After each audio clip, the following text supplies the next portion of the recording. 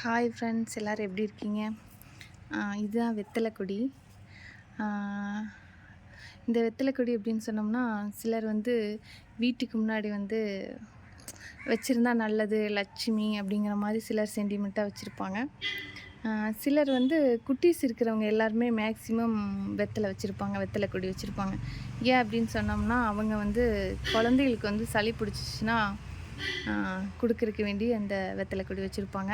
நான் வந்து குட்டீஸ், எங்கள் வீட்டில் 2 குட்டீஸ் இருக்காங்க. அவங்களுக்கு வேண்டி தான் நான் இந்த வெத்தலை கொடி வச்சுருக்கேன்.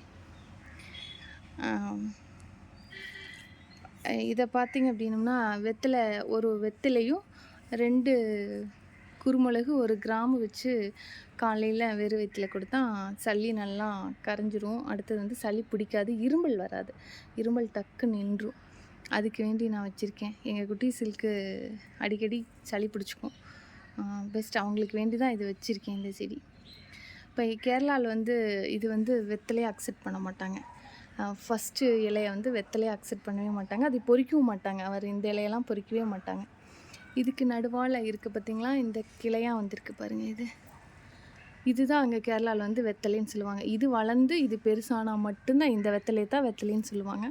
அதுதான் இந்த வெத்தலை தான். இந்த வெத்தலை தான் சேல்ஸுக்கும் கொண்டு வருவாங்க. இந்த இடையில இருக்கிற இதுகளை தான் வந்து சேல்ஸுக்கு கொண்டு வருவாங்க. அதே மாதிரி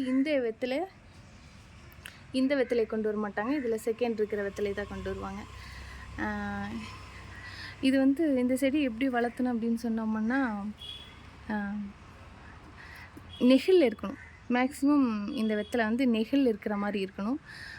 டெய்லி தண்ணி நின்றுக்கிட்டே இருக்கணும். அதுக்கு வந்து தண்ணி ஈரம் இருந்துக்கிட்டே இருக்கணும். அப்போ தான் அது சீக்கிரமாக வந்துடும். இது வந்து வச்சு இந்த செடி வச்சு இந்த வெத்தலை கொடி வச்சு 2-3 மாதம் இருக்கும். 2-3 மாதத்தில் பாருங்களேன் அது எவ்வளோ பெருசாக வந்துருச்சுன்னு. இதுலேருந்து நான் கொஞ்சம் தனியாக எடுத்து வச்சுருக்கேன். அதுவும் வந்துருச்சு. அது தனியாக இருக்குது செப்ரேட்டாக. இங்கே கேரளாவில் வந்து இது வந்து கேரளா வந்து கந்தக பூமிங்கிறதுனால நான் சாயந்தரம் இருக்கான், காலையில் இருக்கான், 2 நேரம் இதுக்கு தண்ணி விட்டுகிட்டே இருக்கணும். மேக்ஸிமம் எல்லாருமே வந்து பாத்திரத்தில் வச்சுருப்பாங்க. சட்டியில் வச்சா சீக்கிரம் வந்துடும் சொல்லுவாங்க. நான் வந்து இது மண்ணில் தான் வச்சுருக்கேன். இருந்தாலும் அது சீக்கிரம் வந்துருச்சு.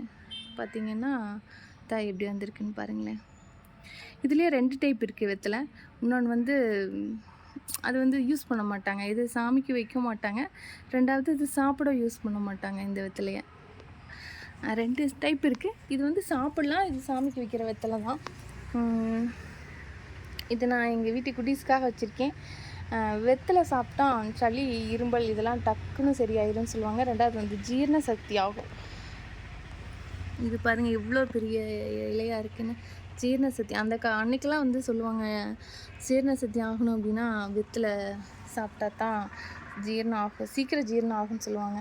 நம்ம பெரியவங்கள்லாம் என்ன பண்ணுவாங்க, சாப்பிட்டதே வெத்தலை போடுவாங்க. அதில் வந்து தான் செப்ரேட்டாக வெத்தலையும் மட்டும் போட்டால் ரொம்ப நல்லது. அது கூட புகையில வச்சா தான் கெடுதல். Okay, thank you.